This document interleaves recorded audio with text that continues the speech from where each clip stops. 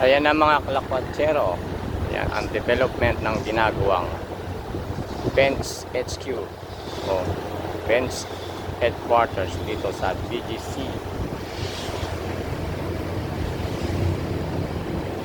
Hindi kalayuan sa Uptown Mall at Market. Yan po mga kalakwatsero, ang development ng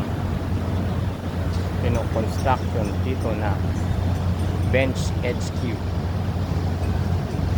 Yan po mga katabing building niya, ang Abida Towers Condo o ang Monolith Construction and Development Corporation.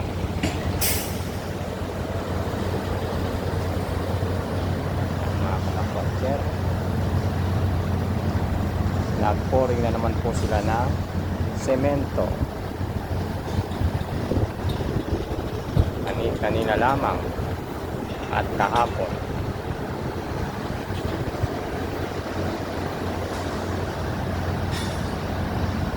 Ito po ay 25 palapag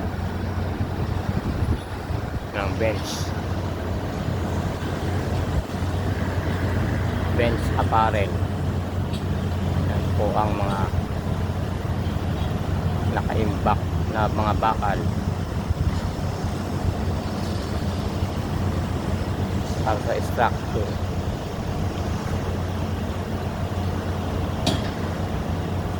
Po ang mga pansamantalang barracks na mga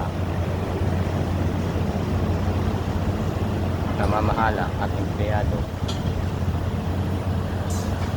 sa construction. Dalawa po ang kanilang crane tower. Ayun po sa kabila.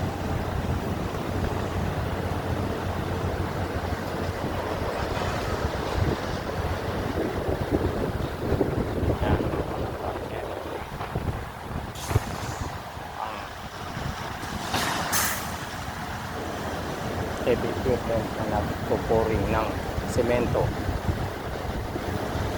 concrete mix.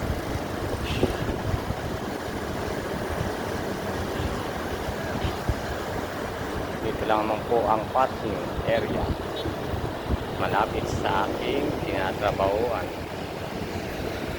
Ay mga kalakwatsero, ito po ang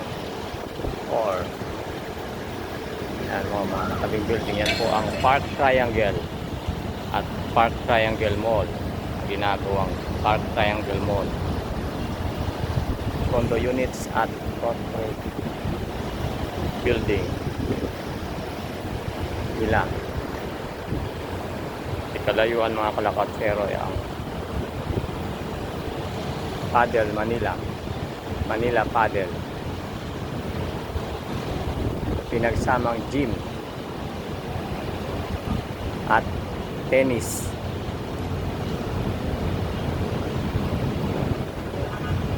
Sa katabi lang po yan, sa kabila po ay may ilaw na maliwanag ay ang football mga kalakwatsero.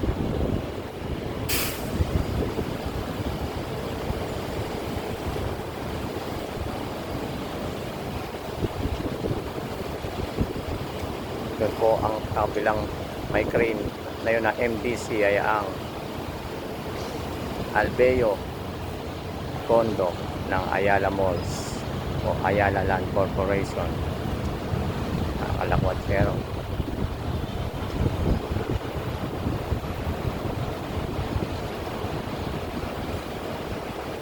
Yan po ang building na yan, may ilaw na yan sa bandang taas, yung Capital House.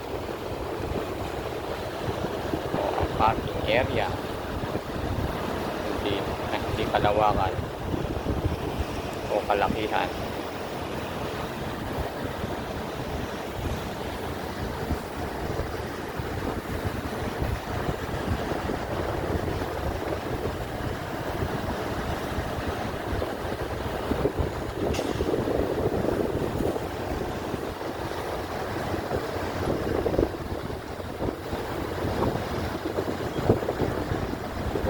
habang nagpo-construction. Panggabi naman ang pumalit. Para sa mabilisang magtatayo ng building ng Benz HQ.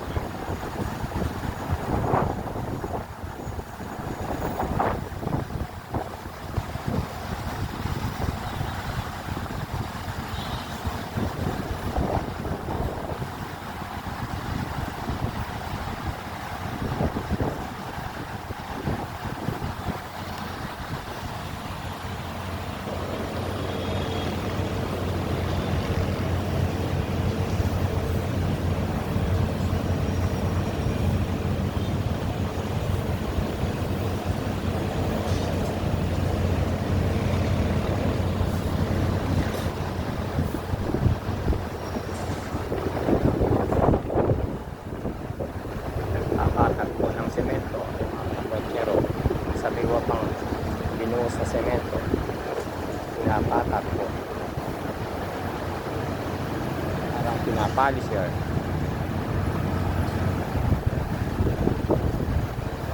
Maraming salamat mga kakwetsero sa pagsama sa ating paglalakbay dito sa BGC. Magandang gabi po sa ating lahat.